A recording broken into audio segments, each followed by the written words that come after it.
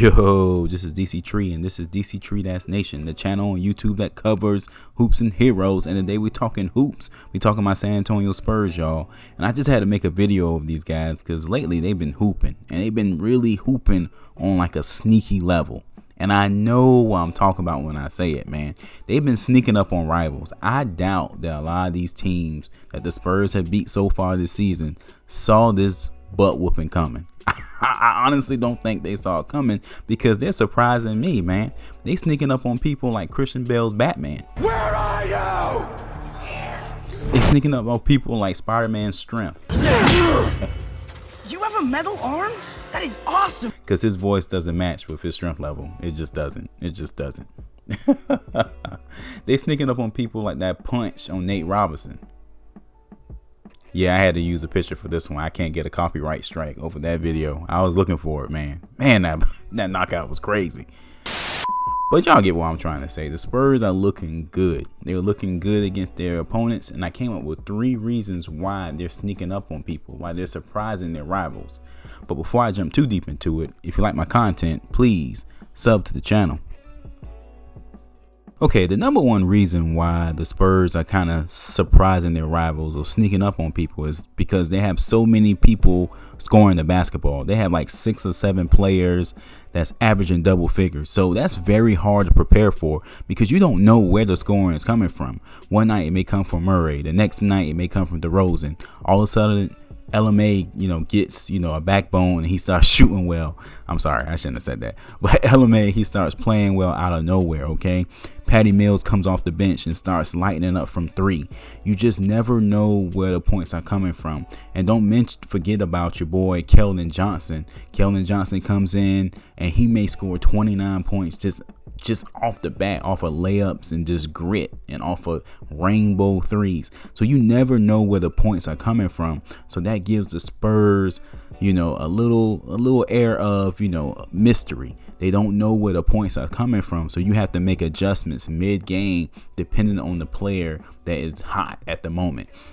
Spurs are playing together. I haven't seen them play this well together since 2014. You get what I'm saying? I'm not trying to compare them to a championship squad, but it's just that you just honestly don't know where the points are coming from. And then I don't want to jinx them, but man, Jakob, the last couple games, he's been scoring the basketball. So that's just bonus. That's just butter, baby, as far as I'm concerned. Man, that's just hard for teams to prepare for. And another reason why this team is sneaking up on people, surprising rivals, is, if we're being honest, this team is unrecognizable compared to last year, man. Lonnie Walker and Murray have made tremendous leaps offensively. Okay, I'm a Murray guy. You guys already know this, but he's even surprising me with some of the offensive output he's had. The triple-double. He had a few 20-point games. He's been having 18-point games, 19-point games. He's averaging 16 overall. Offensively, he surprised me. Lonnie Walker has been looking amazing in the paint on layups. His layups should be considered dunks. That's just how athletic he's looked. He's had I think he had an off night tonight, earlier this afternoon. But outside of that, he's been on it. His shot has been falling. His 3-point shot been falling. He's been very active. To the basket, to the basket, to the basket. And oh my goodness, let's not forget about Keldon Johnson. Keldon Johnson's probably taken the quickest leap from a rookie season that I've seen on the Spurs in a long time, man. Kawhi is Kawhi-like. And I saw a graphic a few days ago where his numbers are better than Kawhi at this point in his career. So, man, that's very promising.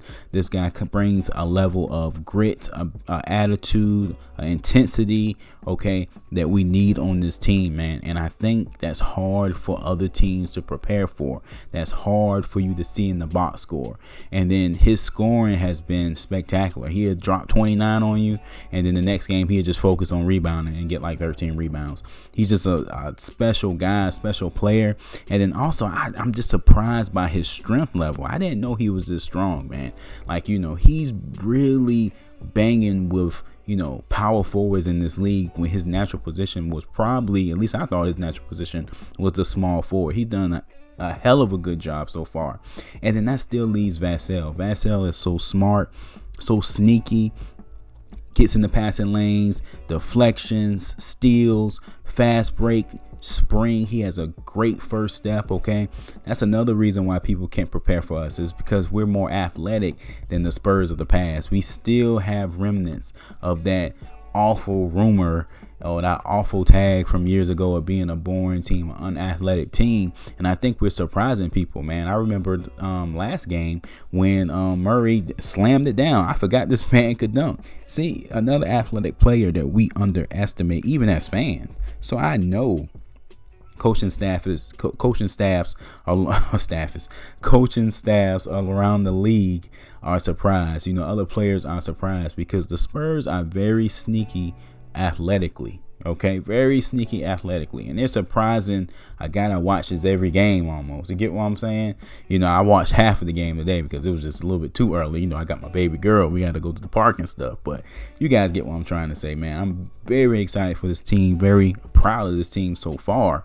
And man, I hope they keep it going. I hope they keep it consistent and become better. And the last reason why this team is being underestimated and not prepared for is because of their overall record. As of this video, the Spurs are 5th in the West. They are 8-6, and that's really good considering the expectations going into the season. But if you really think about the Spurs games, and of course they've had some breaks with some injuries or whatnot, but if you really look at the Spurs games closely, the Spurs could easily be 10-4. Remember, they dropped that game against the Timberwolves. They dropped that game against the Rockets. 2 games that they should have won.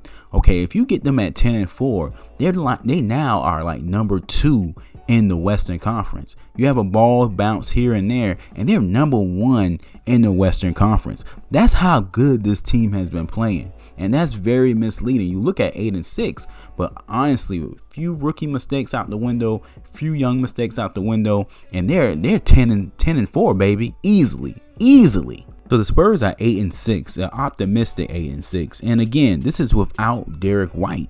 Derek White was set to probably be the second leading scorer on this team. That's what many people believe. He was going to be our go-to guy in the fourth outside of DeRozan and LMA if he was still serviceable.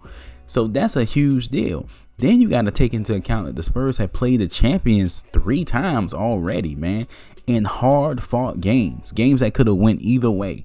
So, you know, that's kind of unfair to have to go against the champs that many times, back to back almost. You get what I'm saying? So you factor those components in, and the Spurs have a better record than 8-6. So if you're an opposing rival or you're an opposing team, and you look at their record, you're like, oh, they 8-6. Nah, they really probably 11-3. You get what I'm saying? If we factor in moral victories, if we factor in circumstances, if we factor in growth and, you know, some mistakes down the stretch, I'm very hype about this squad. Now, don't get me wrong. Don't misconstrue what I'm saying. I'm not saying, hey, you know, this is a championship team. I'm not saying they're going to be number 1 in the West when it's all said and done. I'm just looking at the games and the score and the standings objectively, and they could conceivably be, you know, 10 wins in, 11 wins in. Really, they could be. You get what I'm saying? So I'm optimistic about this squad, and they continue to play together. They continue to share the ball. They will continue to sneak up on opponents and defeat them. All right, guys, that's it for this one. Thanks for kicking it with me. Check out the other videos on the channel. Catch you in the next one. Peace.